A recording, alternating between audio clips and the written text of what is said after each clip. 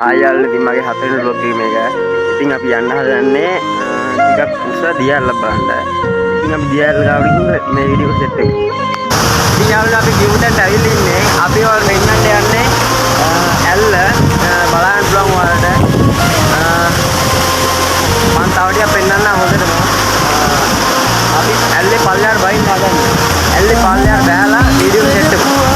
ඉතින් යාළුවනේ අපි කියව පොට් එකට ඇවිල්ලා තින්නේ. මේක තමයි ඇල්ල කියන්නේ. මේක ටිකක් අනුතුරුදායක වැඩි.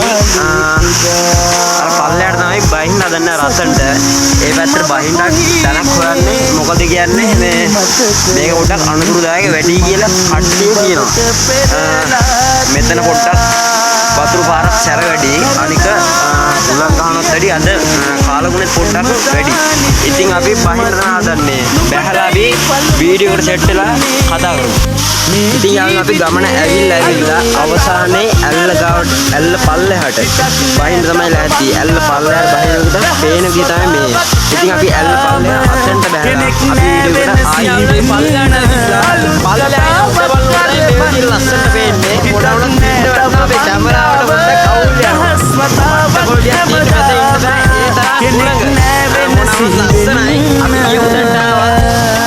ඉතින් අපිට මේ ඇල්ල සයිඩ් එකෙන් බලනකොට මේ විදිහ අපි පේන්නේ. මෙතනටත් එනවා. අර දිමු වගේ වතුර වලින් වැටෙන වාස්තු ගතිය මෙතනටත් එනවා. කැමරාව වැහෙනවා ඒකින්ද වතුර වලින් ඇවිල්ලා. ලස්සනයි මොනවද මාර පොල්ටියක් තියෙන්නේ. ඒ වගේ දෙයක් බලන්න තවත් දවසක එනවා කියලා තාත් බ්ලොග් එකකින් සෙට් වීඩියෝ එකක් තියෙනවා. ඉතින් අපි වැඩේට ඇවිල්ලා වැඩේ පල්ලෙහා දියල්ලක් බලාගෙන ගෙදර යන්න මම තමයි ඉන්නේ.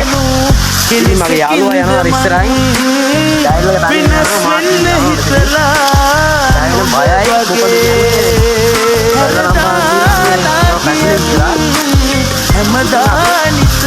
අපේ පස්සේ බ්ලොග් එකේ අපි සෙට් වෙමු.